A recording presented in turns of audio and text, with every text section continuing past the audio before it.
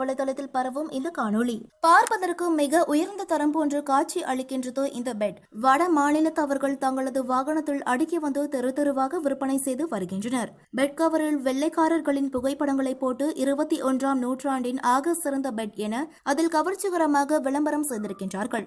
அதோடு make in India அரசாங்க லோகோவையும் bed கவரில் இடம்பெற செய்துள்ளனர். பார்க்கும் மக்களை இது தரமான பொருள், உண்மையான பொருள் என நம்ப வைப்பதற்காக எந்த அளவிற்கு விளம்பரம் செய்ய வேண்டுமோ அந்த அளவிற்கு அதில் விளம்பரம் செய்துள்ளனர். மேக் இன் இந்தியா லோகோ படு சூப்பரான விளம்பரம் என கவர்ச்சிகரமாக விற்கப்படும் இந்த பெட்டிற்குள் என்ன இருக்கின்றது தெரியுமா? தெருக்களில் இவர்கள் விற்பனை செய்யும் போது ஒரு சிலர் அவர்களை பரிசோதித்தனர். உள்ளே என்ன வைத்துள்ளார்கள் என்பதை பாருங்கள்.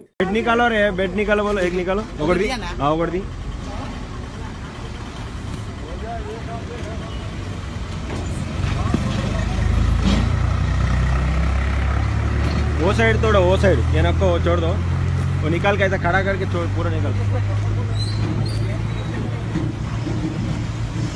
ये साइड खोलो। हाँ खोल,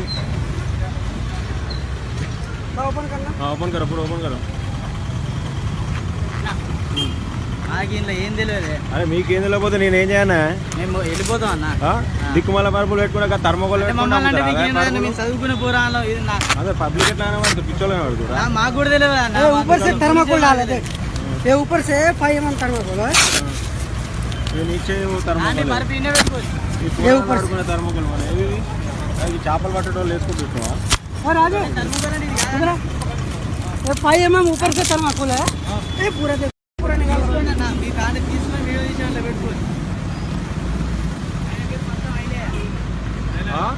இப்படி பட்டவர்த்தனமாக மேக் இன் இந்தியா லோகோவை பயன்படுத்தி வட மாநிலத்தவர்கள் விற்பதால் தான் அடுத்த முறை அதே தெருக்களுக்கு அவர்கள் மீண்டும் விற்பனைக்கு வருவதில்லை. வந்தால் வாங்கிய மக்களிடம் மாட்டிக்கொள்வோம் என்பதற்காக இதுபோன்ற தெருக்களில் விற்பனை செய்யப்படும் பொருட்களை குறைந்த விலையில் கிடைக்கின்றது என வாங்கும் பொதுமக்கள் மிகுந்த கவனத்துடன் இருக்க வேண்டும். இது ஒரு உதாரணம் மட்டுமே. பொருட்களின் கவர்ச்சிகரமான வெளித்தோற்ற விளம்பரத்தை வைத்து நாம் எந்த முடிவிற்கும் வந்துவிடக் கூடாது என்பதையும் உணர்த்துகின்றது இந்த காணொளி.